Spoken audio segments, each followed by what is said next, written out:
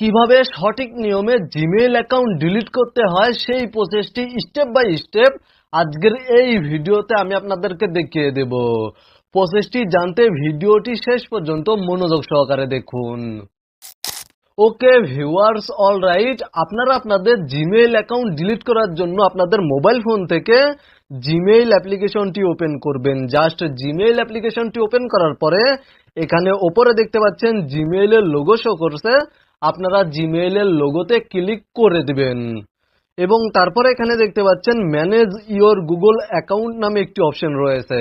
আপনারা এই অপশনে ক্লিক করে দিবেন এবং অবশ্যই চেক করে নেবেন আপনারা যেই জিমেইল অ্যাকাউন্টটি, যেই জিমেইল আইডি ডিলিট করতে চাচ্ছেন সেই জিমেইল অ্যাকাউন্ট সিলেক্ট করা রয়েছে কিনা।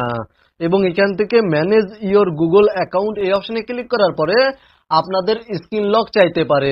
যদি স্ক্রিন লক চায় তাহলে আপনারা আপনাদের স্ক্রিন লকটি দিয়ে ভেরিফাই করে নেবেন।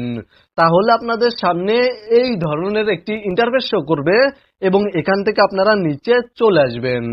তাহলে এখানে দেখতে পাচ্ছেন ডেটা অ্যান্ড প্রাইভেসি নামে একটি অপশন রয়েছে।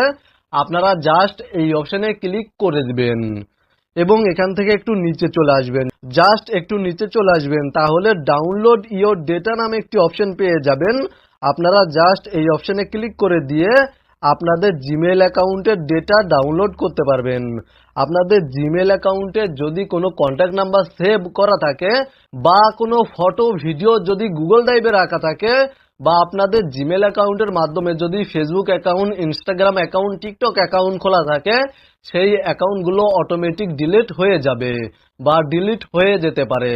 আপনারা যদি আপনাদের অ্যাকাউন্টের ইনফরমেশন বা ডেটাগুলো সেভ করে রাখতে চান তাহলে এখান থেকে আপনারা ডাউনলোড ইওর ডেটা এই অপশনে ক্লিক করে দিয়ে ডেটাগুলো সেভ করে বা ডাউনলোড করে রাখতে পারেন।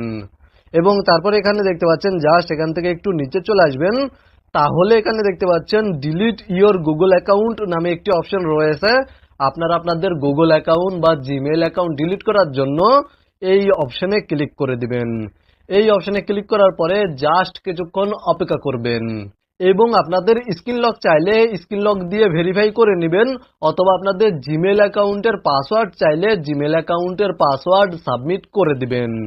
দেন এখান থেকে একটু নিচে চলে আসবেন এবং এখান থেকে এই দুইটি অপশনে টিক মার্ক করে নেবেন বা এই দুইটি অপশন সিলেক্ট করে নেবেন এবং তারপরে এখানে দেখতে পাচ্ছেন ডিলিট অ্যাকাউন্ট, জাস্ট এই অপশনে ক্লিক করে দিবেন।